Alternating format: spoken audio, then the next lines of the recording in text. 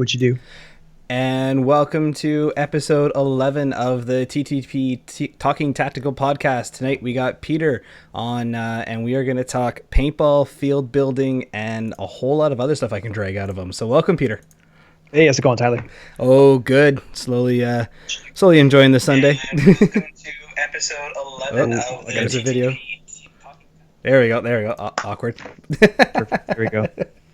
Oh, good. So I want to start off with something really cool. Where are you going at the end of the month? I'm going to be going with you to 0 Hour, hopefully. Yes, so that'll be a lot of fun. So everyone get ready to look for us there. I'm super pumped. So let's start off, Peter. So how long have you been playing paintball?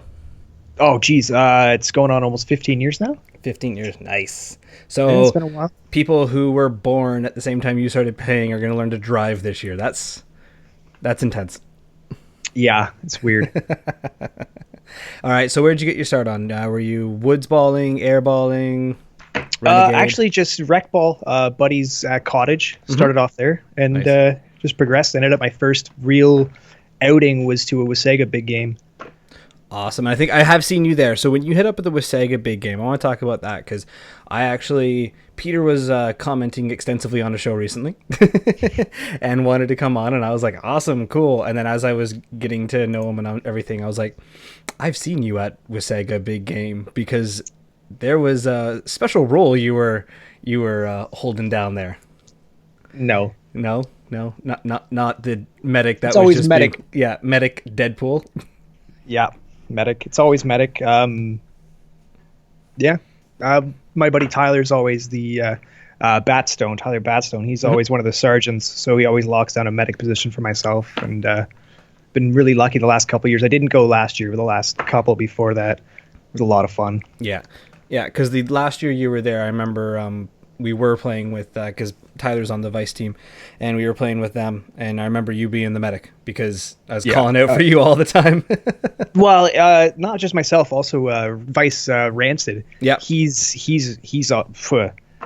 him and Rolo are Foxtrot are Yep. just miles ahead of me. Yeah. I just try to keep up with them. Oh, it's all good. So talk to me about that. Why medic? Why not sniper? Why not other roles? High medic, always on the front line. And when you're in Deadpool, people just kind of listen to you. So at those big games, you really need a loud voice to direct people on where to go. And it always trickles down. Batstone's a sergeant. He talks to us. And we do what we can to direct the renters, so to speak. Yep. Yeah. Among Yeah. other players, I've seen you directing the experienced guys. Don't lie there. Now, something else then. So what's your loadout? Because you were recently on some videos, so I have seen you play, but what's your actual loadout? I changed it up. I have two main guns. I've got my SMG. I have an XDC. It's on loan to somebody else. I haven't run that in over a year now, but SMG and just my TPX. I've been running the same olive drab TPX forever. That and a black one with a the hell was on that? It was a Sarge kit. It was the Sarge kit. Okay, nice. Yeah, ran that for a long time. Okay, so you Yeah, minimalist, really small, tight. I like my mags and stuff on my legs. Nothing really on my waist. I've just been Keep it transitioning to simple. that too. Yeah, Running it on my legs and then a battle belt to throw on like the odd like pistol and stuff like that. So Yeah. Well, I also like to keep the vest nice and slim. Works as a girdle. Keeps everything tight. yeah, that's what the pod pack's for me half the time. It's like, well, this is just gonna keep everything squishy in. Yeah. I don't need to give the bad guys more option to shoot at. Just muffin bottom. Exactly. Yeah. So are you just MagFed now? Any other or Classically, I run a X7 Phenom with a tac cap. Sometimes big games and stuff, I'll throw a hopper on that. It big games and running MagFed's just not always fun. It's nice to just throw some paint. Yeah, no, exactly. Like I usually do MagFed on the day-to-day, but whenever I hit the big games up and I'm like, well, there's lots of target. I want a lot of paint. So Yep.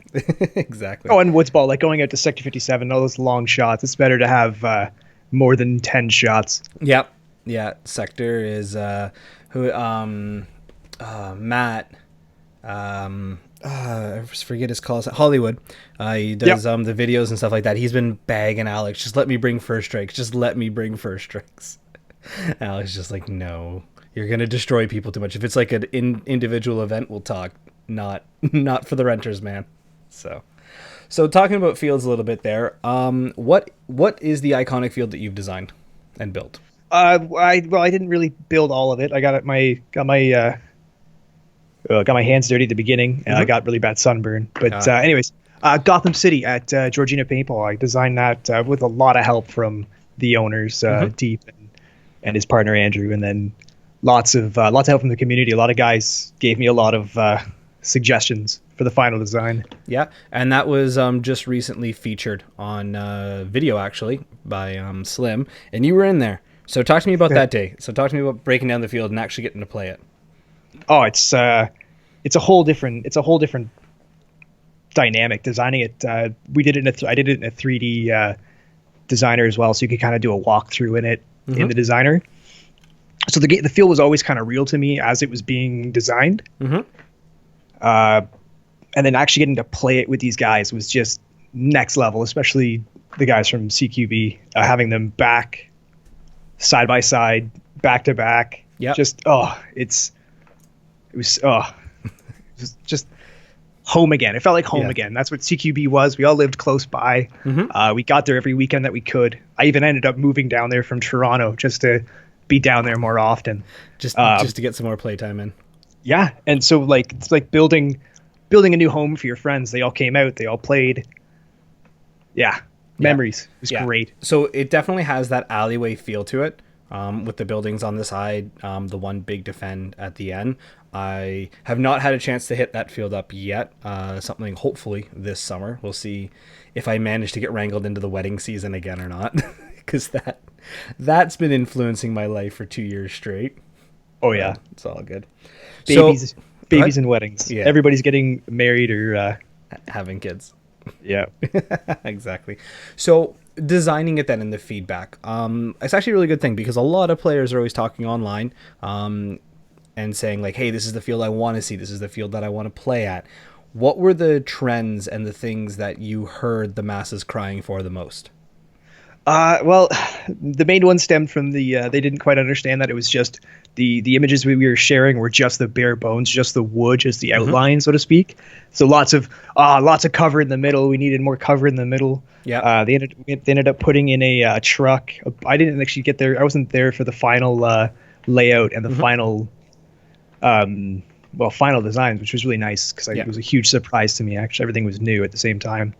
But just all the layout, everything that everybody wanted, they got. Yeah. More stuff in the middle and a flagpole in the middle. That was the number one thing. Everybody wanted a flagpole in the middle. Yeah, just for that capture the flag. Let's make it feel a little bit better than pulling a stake out of the ground. Yeah, exactly. Yeah. All right, and then what about the second stories? Because that's something and I recently learned this. The main reason a lot of fields don't do second stories is it'll actually double their insurance rate most of the time, because you have a potential of falling versus just the normal paintball mishaps. So on a second story, like what was the challenges with that? Just getting, because the only places to get up and down are through the ladder holes. If the ladder holes have to have gating around them, or a 360 something 3 feet high, just like any other fall arrest, or I can't remember the word is. Anybody over 3 feet or 5 feet off the ground, there has to be a 3-foot barrier. You can't fall down. Yep. So all the ladder holes have the barrier. Everything's to code, which was one of the drawbacks to designing. Is I designed the field. I know I did design construction tech and all that through high school, but getting down and designing it to proper code, when the builders came, they really set everything straight and did a lot of the last minute design features to the field. Yeah, just pushing it like over that. The edge. Oh yeah, like that, making sure everything was safe, everything was legal, everything was insurance friendly. Yeah, everything works together right. And now, are there ramps there or no? No, it's all ladders. Ladders and stairs. Okay, and then so something else there too. So the angles on it. What was, because that's one thing I've always heard people comment a lot about, is that getting the right angles is a pain when it comes to playing, because if you get to one certain point, you just dominate the whole field, and it sucks for everybody. Yes. So what did you kind of work on to make sure that that wouldn't happen? Everywhere you go on that field, you can be shot at from somewhere else. Every piece of cover is imperfect cover, so there's a lot of barrels and stuff. Barrels always have holes and splits in them, so you can always hit between the barrels.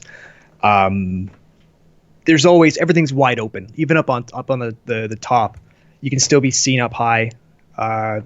Everything's got a window. Yep. So you're moving, unless you're like right down to 3 feet on the ground. Everybody can see what you're doing. Yeah. So everywhere you go, you can be shot at.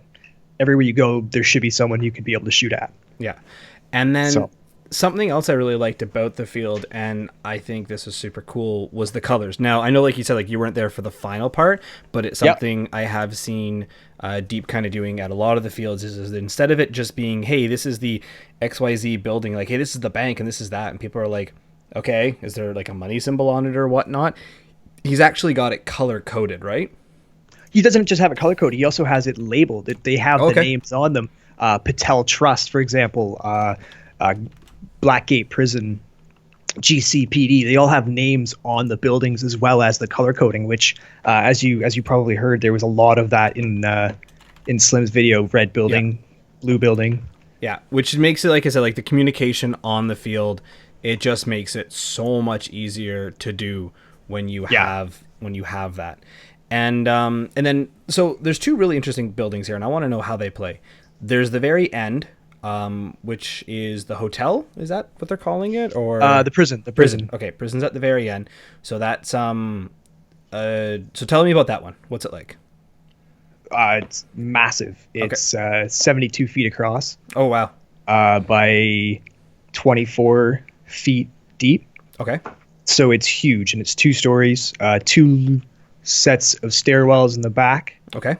That are exposed to the outside. Okay. So you can get to, they're not indoors. You don't have to breach in and then go up the stairs. You can come around the back and go straight up the stairs in the back. Oh, good. Breach in the second story. Yeah. So you can have guys clearing out the first floor when you've got guys stacked ready to go up the second story. Oh, okay. Wow. Yeah. No, that gives you options then. But both stairwells look at each other. So if you're breaching up one, you've got to be watching the other. Like everywhere you go, you can be shot. Nice. That's super cool. And then the one at the back, or bottom right, I should say, if the prison is at the north, if we're looking at the field like that. Because go ahead. That's actually the east. It's the east part of the field. Okay, so that building there, because I remember the original design, I think called for octagon or hexagon in the middle of the field. Yes. Okay, and this is kind of like the child of that original design. Yeah, that was the octagon was a great idea in the middle to have. There's just this watchtower right in the middle. The original design for that was going to be like a media tower on the second story, so it was going to be open, and we could have like Sheldon get up top, or like moms and dads, because that's one of the things with the colors as well. Deep is very family friendly with all of his fields, and the colors help. Yeah, like having those bright colors. Kids love bright colors. It's a lot easier for them to identify who's where and when. But yeah, back to, where were we? The building in the east corner.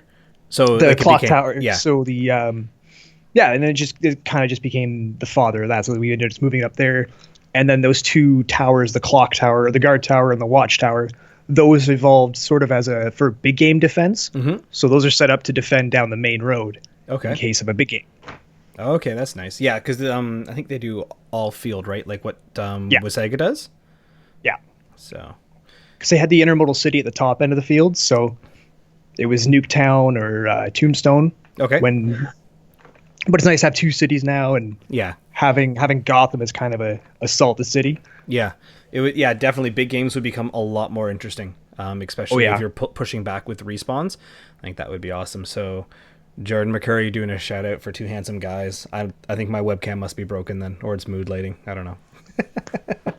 All right, so that's the breakdown of the field. Like you said, like you got it kind of started off, got a chance to play it. So going from both ends, you've designed a field and then played its general end concept. What if you could go back to the very beginning, the design? what do you tell yourself? Like, what was it like? Was it like too ambitious parts? Was it? So the original design, yeah, was way too ambitious, way too much money. Okay. Budget, Peter. Think about a budget. Don't just. It was nice because then you could kind of have this. This is just a teaser. Yeah. Look, we're gonna build something massive. It's great to look at, Yeah. but that's kind of where the buck stops. Yeah. And then it was we had to okay, now here's your budget, design accordingly. So everything slowly got scaled back. I kind of had every time I'd redesign it, I'd do a running total of a budget for lumber and stuff like that. So we'd see what we're going to get to material and then scale it back again. Yeah. And again. And well, final project was perfect. I love it. Oh, awesome. So then, and then what else though? Like, so what are there objects you wish you could incorporate now, or different barriers, like inside, like, because I think, what is it that they have in the middle there? Is like, it almost looks like a milk crate. I don't even know what they are. oh, they're water totes basically. Okay. So you just ordered these big totes full of water. Okay. But yeah, they're just crated water totes. Okay. So, because like most fields will do barrels and spindles and things like that. So what do you like? Is there like any of those kind of items you wish you could add into it, or No. These are Lego blocks, man. They're squares. You can just move them wherever, stack them wherever. You can change the field up once a month, once a year. Yep. Same with barrels. You can always put them right side up. You can stack them into triangles. The fields you can be moved around. The only thing they can't move really is the trucks. Yeah. And the cars. I mean, yeah, you can move them, but It'd be a pain. so it's a dynamic field, so it can always change. So like you could go there 1 month, it could be this way. You come back another year, totally different layout. Like where you used to run up for D-days, 100 times. Okay, I go here, I go here, I go here. Everything's changed. Where are you going now? Yeah, makes it more interesting. So, yep, that's a great point then. So for field owners and players, do you think that we should start to see a little bit more mobility? Because one thing is like for the speedballers, it's air bunkers. Like they literally have a modular field for an hour and they could switch it up if they really want to. So do you think that's something where maybe we're missing in Milsim, is like you get a great venue, but it gets tiresome and old? Well, no, actually, I was looking at, if you look at Carl Ethbridge, just did a whole bunch of new stuff at his field. And it's a bunch of those same totes. Yeah. No, but that's what I mean. Like, so bringing in those now, like for fields, you think that would be like a good idea? Yeah, like they're already doing it. They've kind of started doing it beforehand. Okay, awesome. Like I haven't seen them yet, though. That's why I'm asking. Like I haven't been to a field that has them yet, so that's why I'm kind of curious, like to see, because I know that's when like we had brought it up. Like Sector Alex had expanded it recently, like the warehouse field, but parts of it still play the same. So I think that's, like you said, like I think the points of being able to move stuff around is really important. And yeah, making it a dynamic it's key. Yeah. And then so going back to like the dream field, if you were throwing like that little bit of extra money, what do you wish had made it on there? Or what do you wish could be built to see and play? Oh, lights. Lights? Built-in lights in the field. That's the only thing that's lacking, is lights on the field for night games, because that was something about CQB. They had a couple of work lights up on the roofs. Yeah. And like 5 o'clock hit in March, they turn on the lights. There's nothing better. The shadows. Oh, so much fun.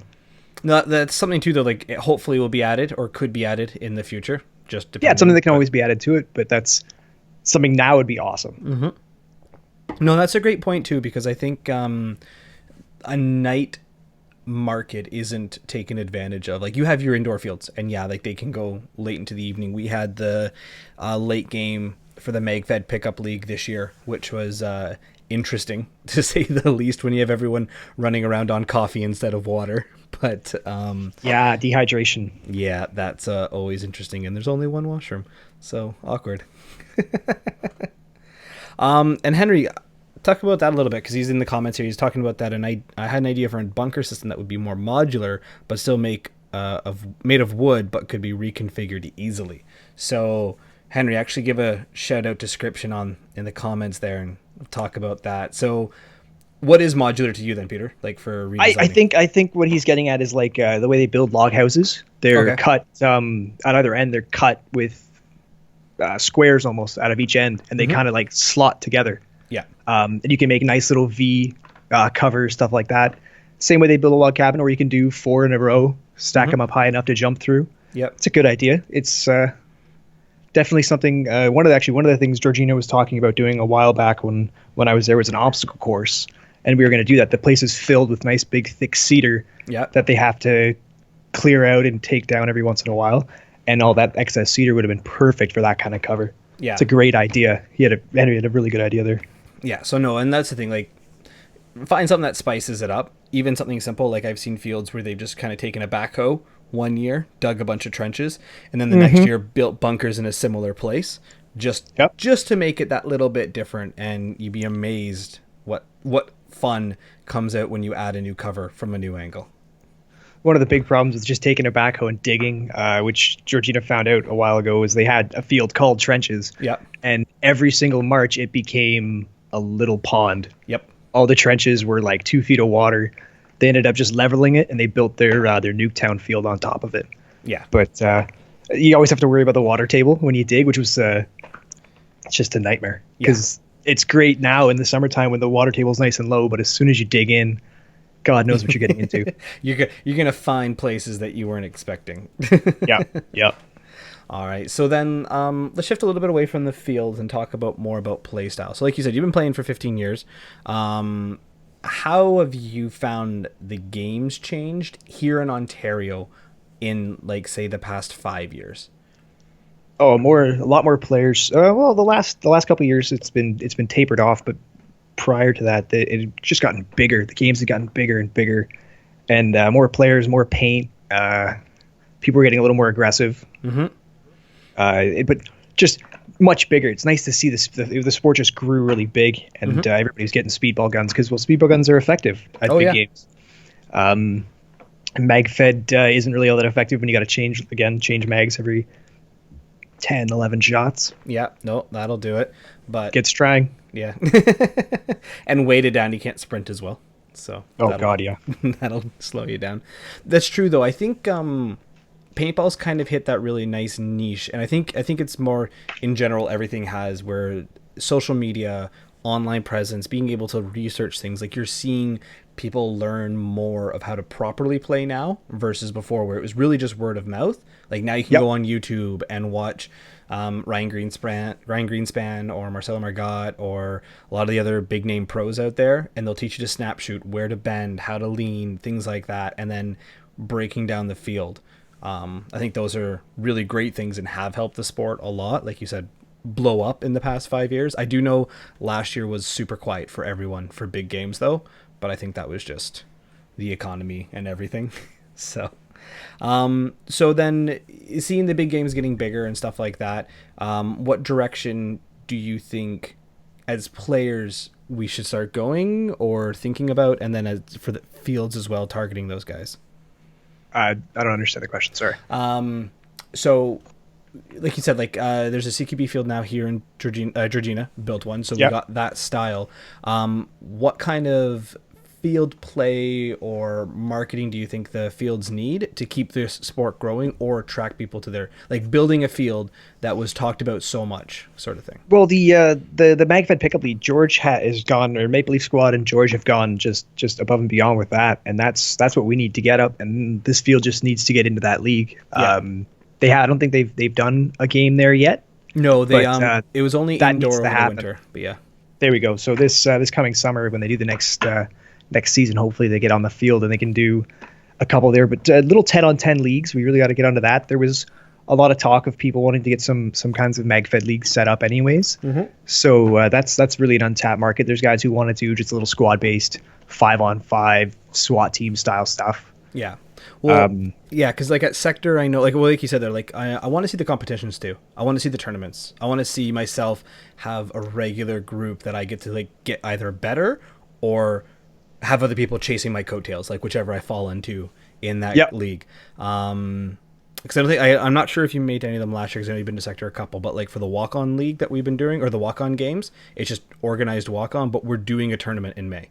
It's like we're doing 4 missions games, and then we're doing a 3v3 to 5v5 depending on player count, and it's like we're doing a mini tournament on the warehouse field, and it's just like very similar to what they have in the speedball scene, just to get the regularity and be like, okay, every other or first Sunday or Saturday of every month, we're doing a tournament. Come on out. And then, okay, we're averaging anywhere from 10 to 30 players, 3-man squads. We're going to the bigger field now, and we're going to make it more interesting, I think, is something we should see. So those squad games, how are you going to approach them? What are you thinking there? Oh, well, let's get a squad. I have to get a squad together first, right? Oh, that's true. I really don't want to. I don't want to really take in too much more organizing of games. I really just want to sit back and play now, relax more with the game. Yeah. So sorry, that's what I mean though. So like, if you're gonna make a squad, how are you gonna approach it? Are you gonna go play style? Are you gonna like say like have like 3 offensive players? Do you want to go play style? Are you gonna shell out some cash, pay for somebody's entry, and get a sniper on your team? What are you thinking? Oh man, it depends on the team, right? There are guys out there that I would definitely pay their way to get on my team, and that's if they're not willing to come out and play for me, I don't really want to pay for them, you know. Oh no, that's true. Of course. Do you want to be on a team with me, or do you want me to be? Do you want to be a mercenary for me? You know. Exactly. That comes down to teamwork.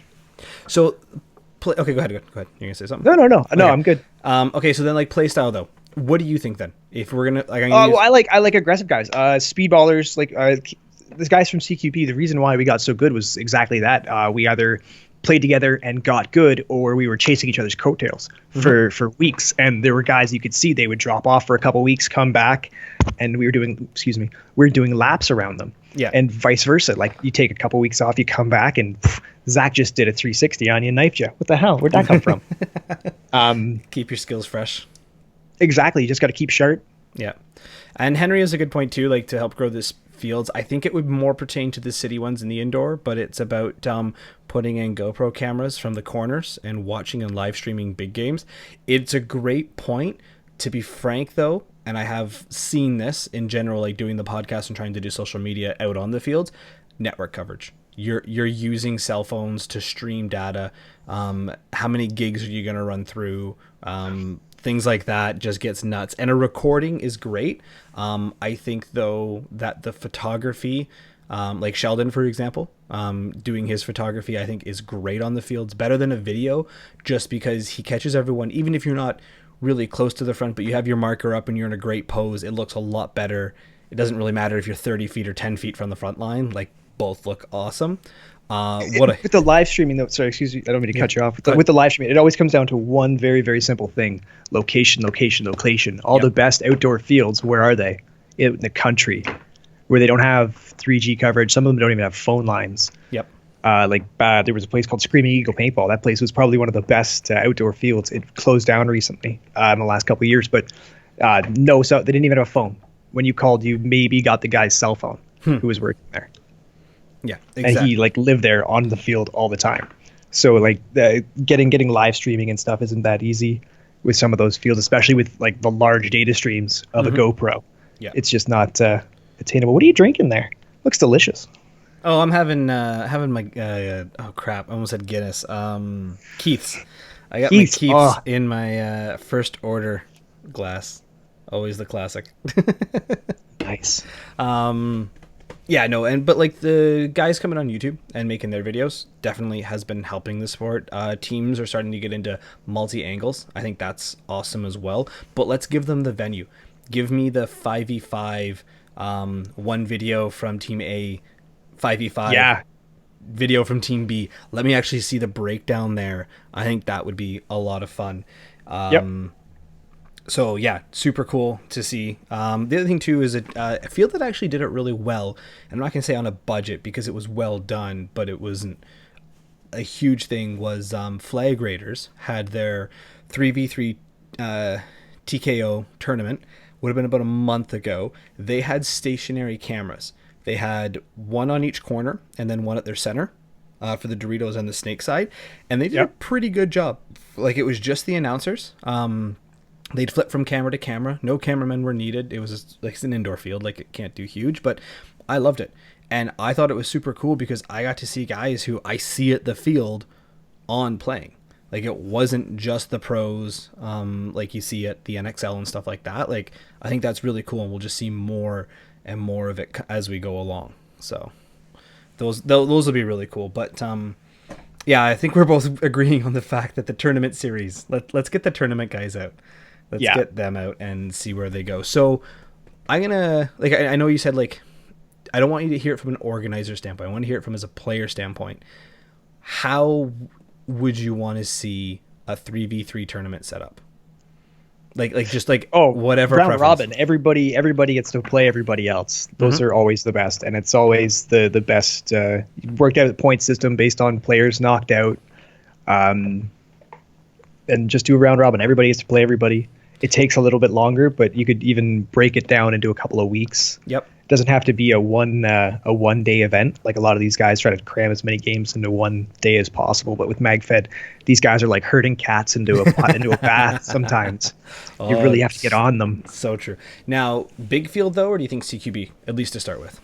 What's your preference?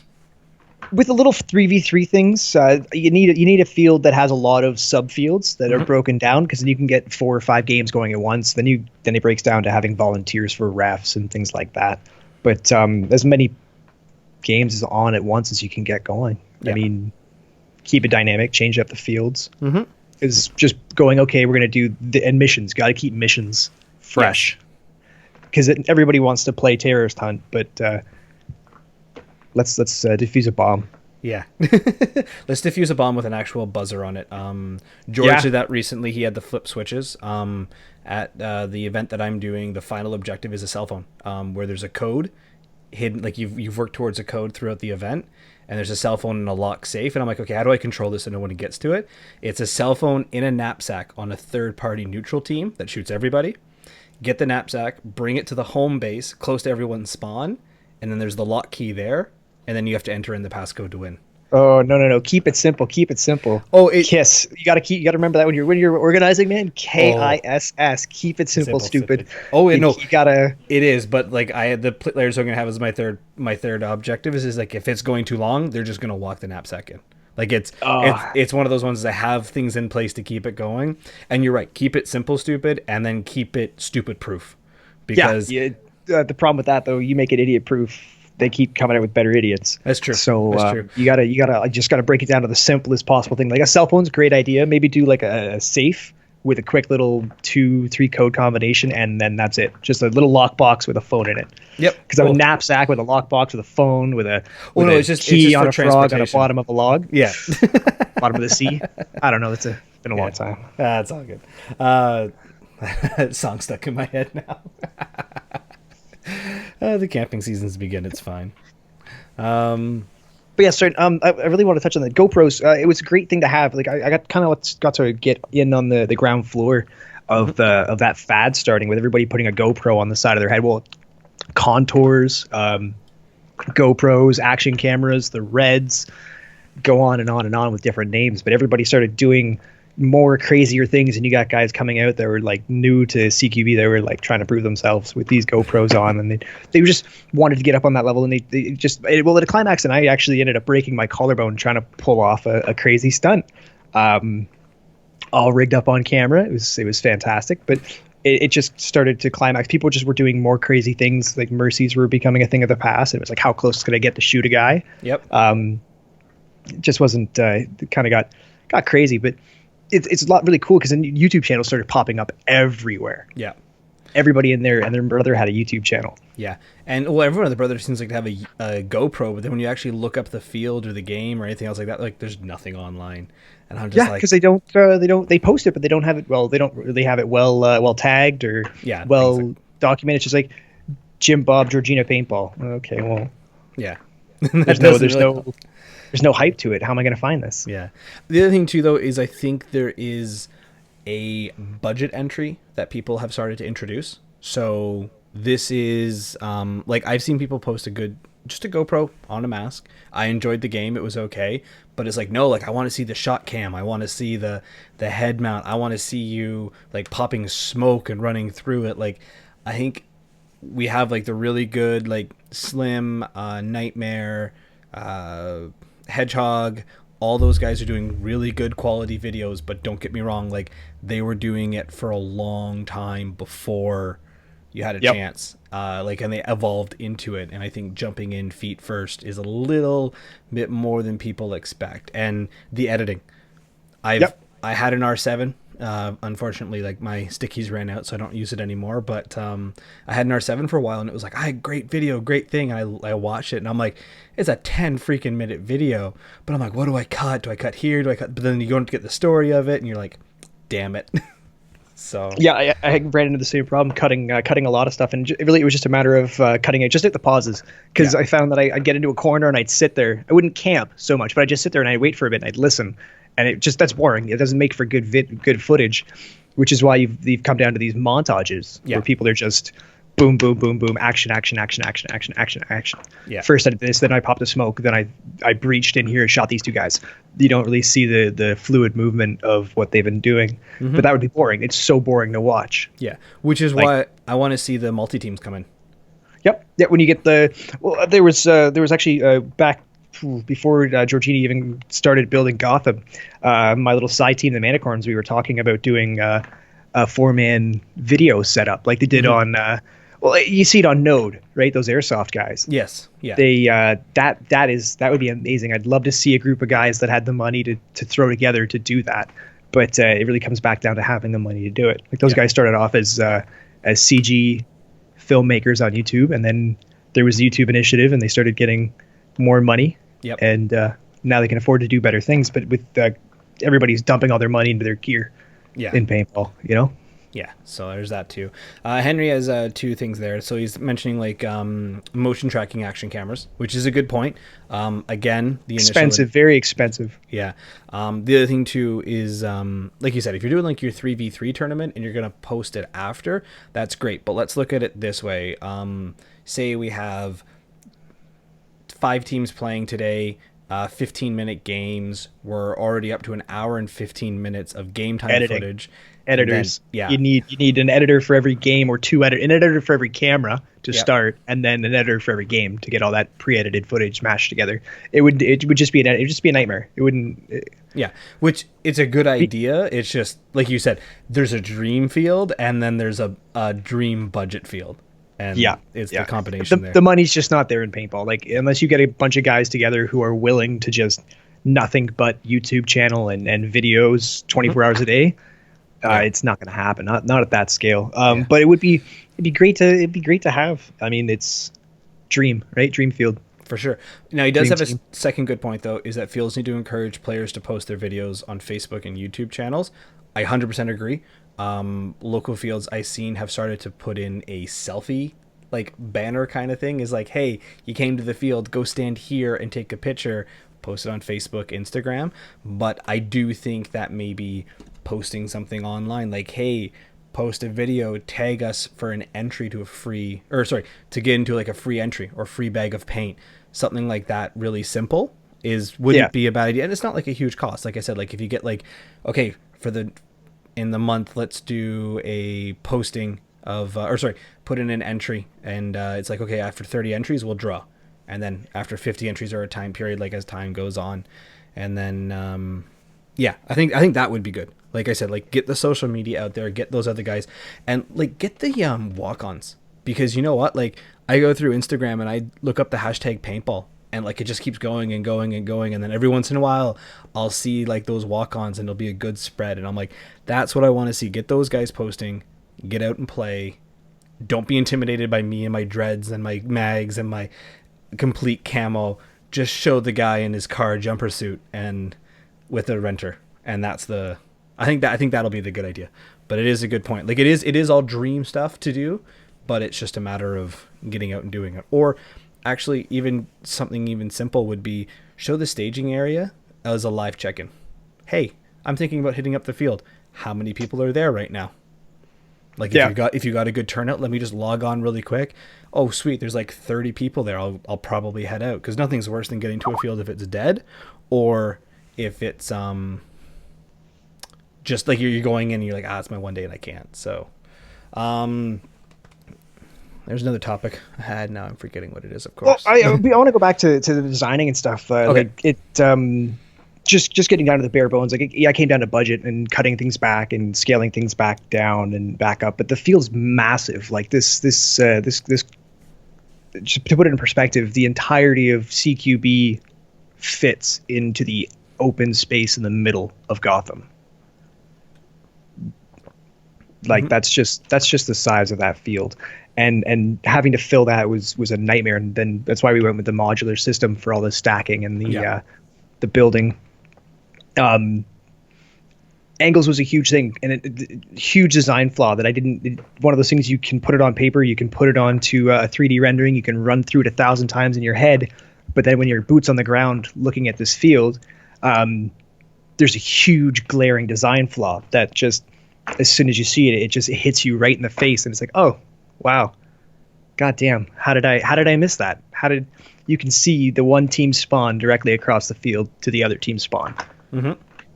With everything the way it is, one end of the field to the other corner, clear open view, nothing in the way.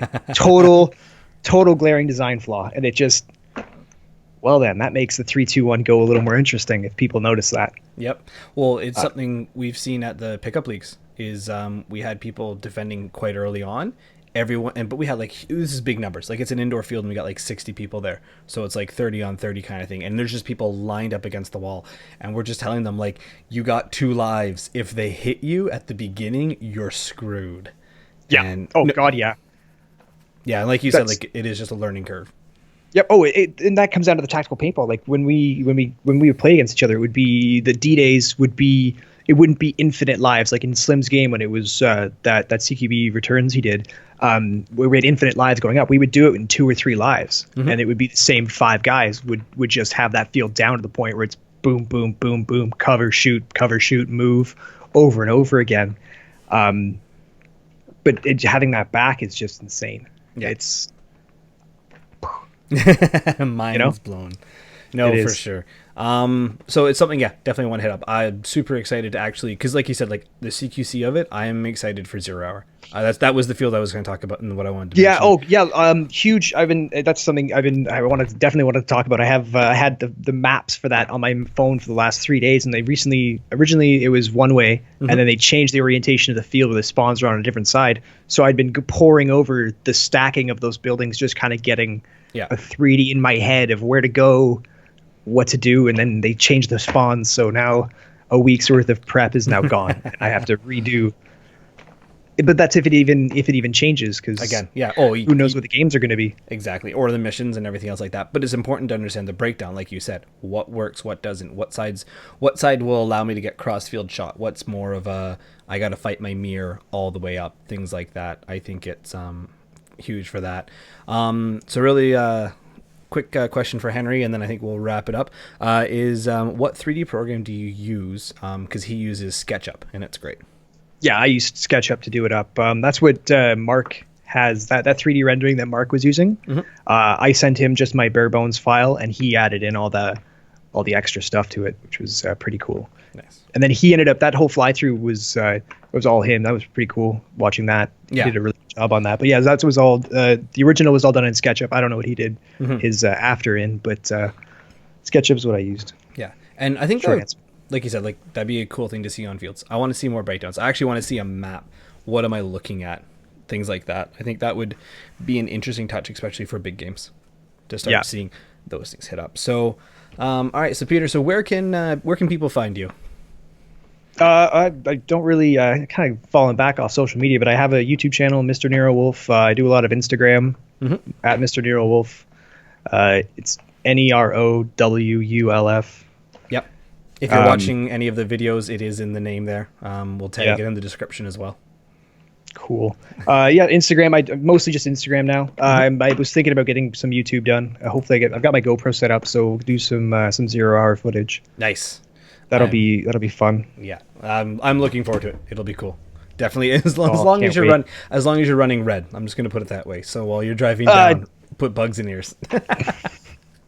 For sure. Even if we get across, that's the best part, right? You gotta tape up all of our guns and. Well, no. See, I'm running a dam, so I'm just throwing my hopper on it with the hopper feed, and I'm like, see, it's a paintball gun. There's no magazine. What are you talking about? So no, for sure. All right, guys. Well, thank you very much for tuning into the live show. As always, you can find TTP on Facebook, just under Talking Tactical Podcasts, on Instagram, on just Talking Tactical. If you do want to just catch the audio of this instead of watching it on the video, you can find us on SoundCloud. Just look up Talking Tactical, or on iTunes as well.